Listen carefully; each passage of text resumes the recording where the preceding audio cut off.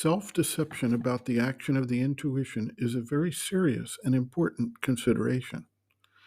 In particular, the vital nature has its own desires, and it also has the ability to influence the mind's judgment to protect the fulfillment of those desires.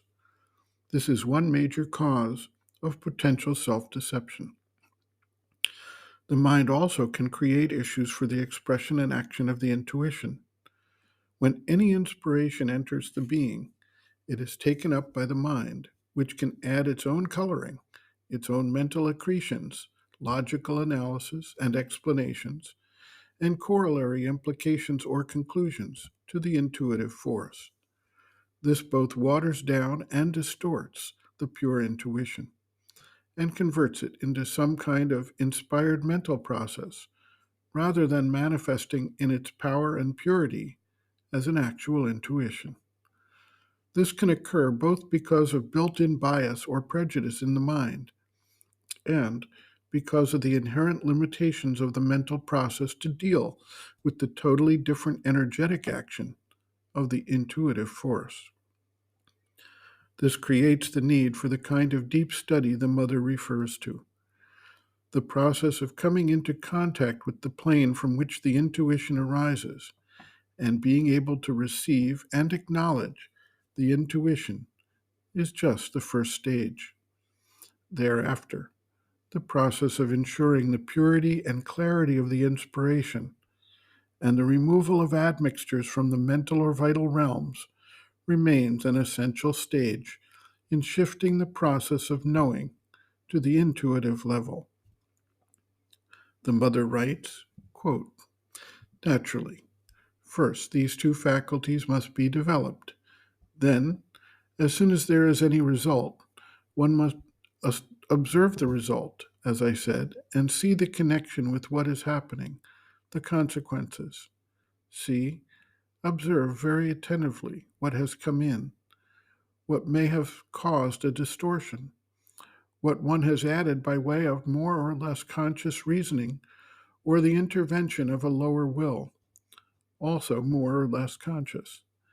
And it is by a very deep study, indeed almost of every moment, in any case daily and very frequent, that one succeeds in developing one's intuition. It takes a long time. It takes a long time, and there are ambushes. One can deceive oneself. Take for intuitions subconscious wills which try to manifest, indications given by impulses one has refused to receive openly. Indeed, all sorts of difficulties. One must be prepared for that. But if one persists, one is sure to succeed. And there comes a time when one feels a kind of inner guidance, something which is leading one very perceptibly in all that one does. But then, for the guidance to have its maximum power, one must naturally add to it a conscious surrender.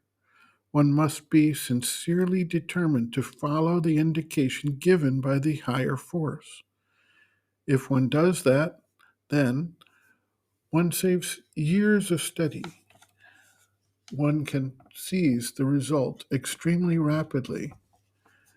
If one also does that, the result comes very rapidly. But for that, it must be done with sincerity and a kind of inner spontaneity. If one wants to try without this surrender, one may succeed, as one can also succeed in developing one's personal will and making it into a very considerable power. But that takes a very long time, and one meets many obstacles, and the result is very precarious. One must be very persistent, obstinate, persevering, and one is sure to succeed, but only after a great labor." End quote. Reference: Sri Aurobindo and the Mother, Our Many Selves, Practical Yogic Psychology, Chapter 6, Some Answers and Explanations, pages 190 to 191.